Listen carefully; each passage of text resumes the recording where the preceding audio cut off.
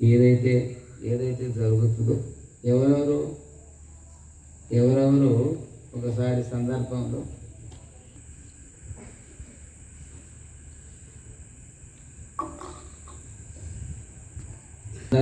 ఒక సందర్భంలో ఒక్కొక్కరు ఏదో చెప్తూ ఉంటారు కదమ్మా. అందరూ కూడా తమ యొక్క గొప్పతనాన్ని చెప్పుకుంటుంటారు. తాము గొప్పది ఎంతో ఉంది అని అంటూ ఉంటారు. మరి అమ్మగారి యొక్క గొప్పతనం ఎప్పుడు తెలుస్తుంది? ఏం తెలుస్తుందమ్మ? ఎవరికి తెలుస్తుంది? ఎవరు కూడా చెప్పరు కూడా. భక్తులు కూడా అన్నారు, అమ్మవాళ్ళు కూడా చెప్పరు అని.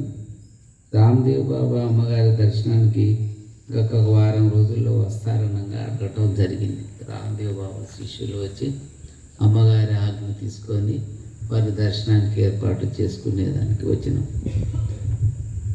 నాయన ఇప్పుడు అమ్మగారి గురించి ఎవరు తెలుసుకోలేరు. ఎప్పుడు తెలుసుకుంటారంటే యుద్ధం అయితే వస్తుంది. ఎవరు ఆ యుద్ధాన్ని ఎవరు ఆపలేరు. వాళ్ళ ఆపేరు వీళ్ళ ఆపేరు అనుకుంటే ఆగదు. ఎవరు ఆపలేరు. అటువంటి సమయాన్ని భగవంతుడు కల్పిస్తాడు. ఆ యుద్ధము వచ్చిన తర్వాత అప్పుడు అమ్మని గుర్తిస్తారు అందరు. నాయన యుద్ధం ఎంతసేపులో వస్తుందా అంటే ఒకటే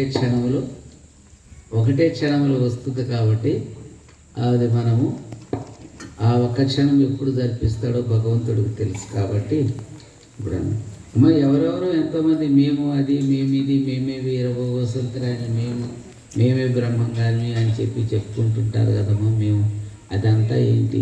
మేమే వీరభోగవసంతరాయలని ఎంతోమంది చెప్పుకుంటుంటారు.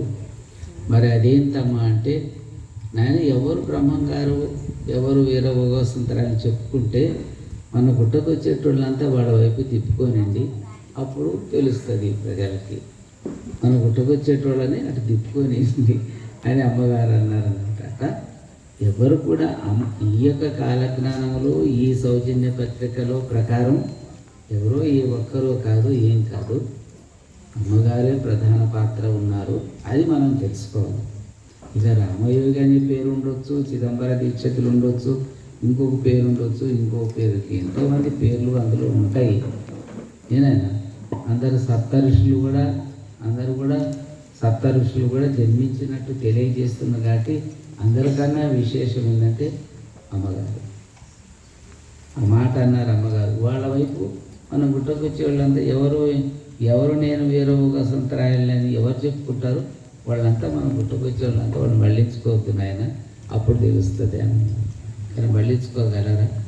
భగవంతుడు ఎక్కడున్నాడో అక్కడికి ఆ యొక్క ఆత్మశక్తి అందరికీ, ఆయనలో ఉన్న ఆత్మశక్తి అది ఉన్నదంటే అందుకని వర్షం వస్తుంది. ఏనైనా ఇంకా కాలజ్ఞానము ఇది తెలియటానికి ఏంటంటే ఇప్పుడు తెలుసుకోవాల్సింది ఏంటి అని అంటే ఎవరెవరు ఏమో చెప్తుంటారో అవన్నీ నమ్మవద్దు.